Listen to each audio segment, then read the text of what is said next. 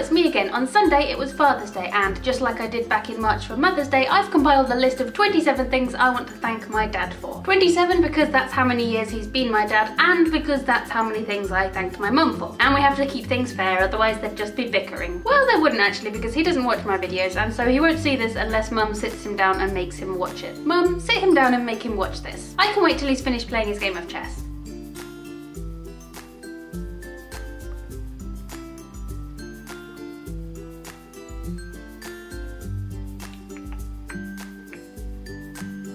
We good? Great, a pretty big one to start. Thank you for giving me my name.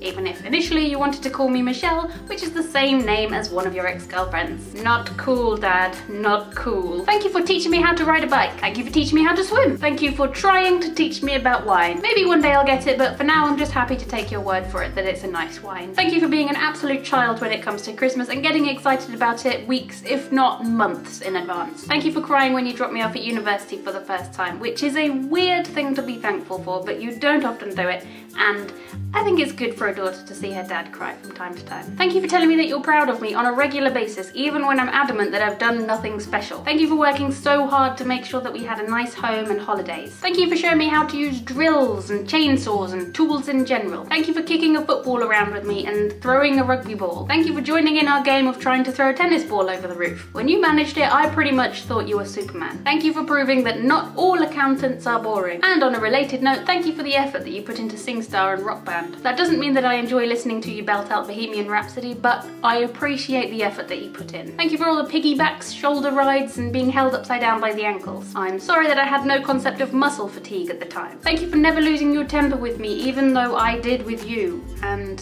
occasionally still do. Thank you for helping me through A-level maths, and I'm sorry it involved so many tears on my part. Thank you for taking me on roller coasters and Ferris wheels, even though the latter terrify you. Thank you for teaching me how to do these puzzles and for instilling in me a love of logic problems in general. Thank you for trying to see me as an adult, even though I will always be a little girl in your eyes. Thank you for worrying about the well-being of me, Mum, and Sarah constantly, illogically, and to a ridiculous degree. Thank you for making or doing stuff yourself, even when you could afford to pay for somebody else to do it. Thank you for living and sometimes putting up with a household of women who enjoy ganging up on you. Thank you for doing things that make me immensely proud of you, even if you do spew up afterwards. I'm just saying that some people's bodies aren't made to run marathons, and perhaps if you end up vomiting under a tree afterwards, it's your body's way of telling you to stop running 26 miles. But I'm still proud of you for doing it. Thank you for playing Munchkin, even though you think it's a weird and pointless game. You're probably objecting to that and saying that you don't think it's a weird and pointless game, but hush, you do. It's illogical and doesn't require strategic planning, and that irritates you. Thank you for taking away the butterflies before exams when I was 10.